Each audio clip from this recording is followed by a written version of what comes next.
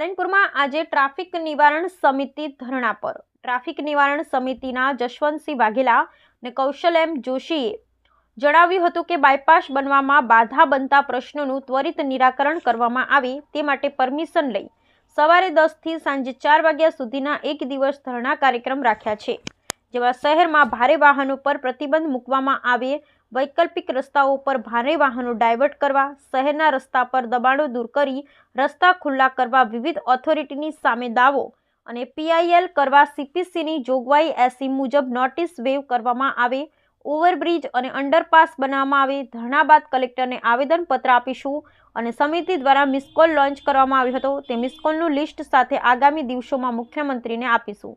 કેન્દ્રીય પરિવહન મંત્રી નીતિન ગડકરીને ટપાલ લખી રજૂઆત કરીશું. Bureau report.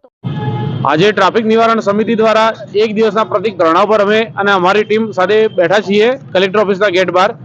અમારી માગણી જે 2021-22માં હતી, વર્ષ 2021-22માં, એ માગણી બાયપાસની હતી. બાયપાસની અંદર પણ ગોકળ ગતિ કામ ચાલી રહ્યું છે.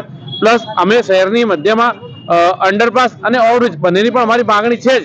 એ સરકાર જો ત્વરિતમાં ત્વરિત મંજૂર કરે અને એનું કામ ઝડપીથી ઝડપી ચાલુ કરે તો પાલનપુર શહેરની અંદર જે એક્સિડન્ટ અકસ્માતો જે થઈ રહ્યા છે એ ભયના ઓધાર લીધે જે વિદ્યાર્થીઓ ચાલી રહ્યા છે એમના મા બાપને પણ સંતોષ થાય અને સરકારશ્રીને પણ લોકોના આશીર્વાદ મળશે.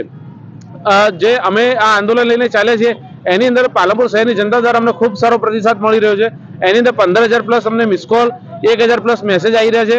અને અત્યારે અમે સોશિયલ મીડિયાના માધ્યમથી હું કહી રહ્યો છું કે અમે જે લેટરો છે માનનીય કેન્દ્રીય મિનિસ્ટર નીતિનભાઈ ગડકરી શ્રીને પણ અમે લેટરો પોસ્ટ કરી રહ્યા છીએ કે ભાઈ જે પાલનપુરનો પેચીદો પ્રશ્ન છે ટ્રાફિકનો એ ઝડપીમાં ઝડપી ઉકેલ આવે અને એનો સુખદ અંત આવે એવી સરકારશ્રીને અમારી નમ્ર વિનંતી છે.